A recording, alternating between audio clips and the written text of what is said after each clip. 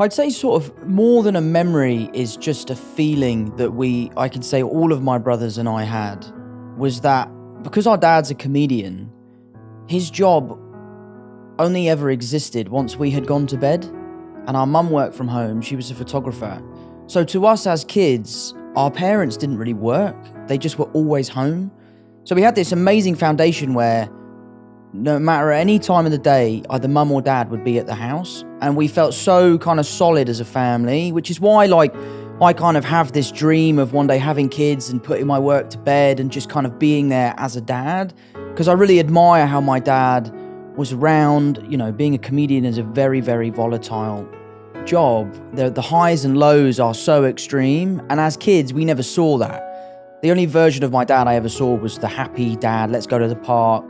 We used to play this game called Golf Goals where we would go down to the park. There's like this big blue metal goal and we would just fire golf balls into that goal every day. And he would give us 10p every time a ball went in the goal. And that was kind of the foundation of our golf and all that sort of stuff. So for me, broader than a core memory was the idea of always feeling connected and safe within my family unit. And I think a large portion of that is that my mum and dad have always been such a solid team and they've always been there for us. And it's not even sometimes things that they've told us, it's just things that we've grown up to recognize. As a young kid, you're not looking to how's my mum feeling, how's my dad feeling. And now as an older person, those are things I care about. I want to call my mum because I know it will brighten her day. So that's all part of growing up, I guess. So seeing the way in which my dad's job affects him or my dad's job affects my mum is something we've all sort of come to terms with, and he's amazing at it. I mean, to be honest, I say affect, it doesn't really affect anyone. He's so good at handling it,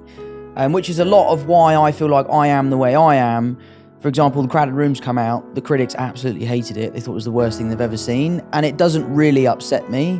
And I think a large part of my feeling towards that has come from my dad being able to do a gig, the gig not going well, him brushing it off his shoulder and just right onto the next one. I'm really lucky that I have an incredibly strong group of friends. Like, one of my best mates just called me up earlier to say he'd seen the 5th episode, and he's like, I know what happens in the show and I'm still loving it. The people I'm watching it with have no idea what's going on, but they can't wait for the next one. Yeah. So, I really, really hold high the opinions of people that I really care about. I'm also really lucky to have an amazing group of fans who are so supportive. They are diehard, they are there day one, and that makes me feel really good. But I do think a lot of my lessons in life have come from my dad and the ways that he can deal with things that he hasn't done very well in the past, that he's passed on to me.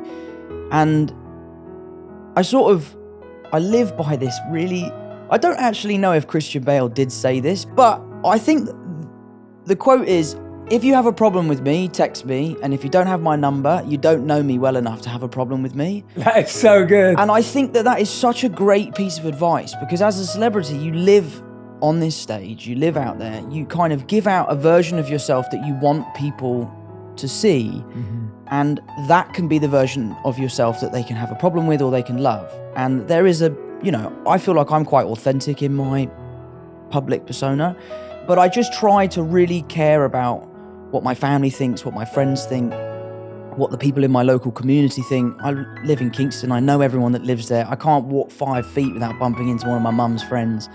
So it's something I've been working on. I try my best to not let that stuff affect me. It does. Yeah, of course. I'm not cold-hearted or anything like that. It does affect me, but I just try to move on and focus on the positives. I think the thing I admire most about my dad is his resilience.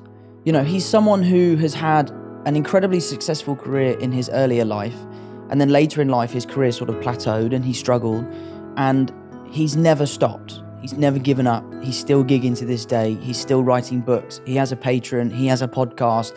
He's constantly grafting to get to where he wants to be.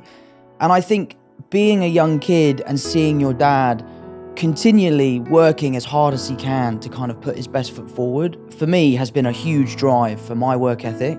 I'll give it 100% or I'll give it nothing. And I think a lot of that has come from my dad and seeing him deal with that. The funny thing about my dad is, you talk about doing a bad gig. I must have seen him 20 times. I've never seen him do a bad gig. He always seems to absolutely rip it.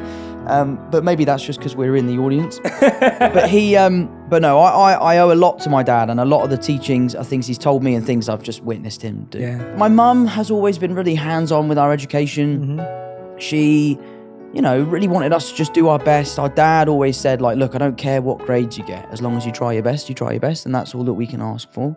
I worked really hard at school. I didn't do particularly well, but again, my parents said, as long as you try your best, then that's all we can ask for.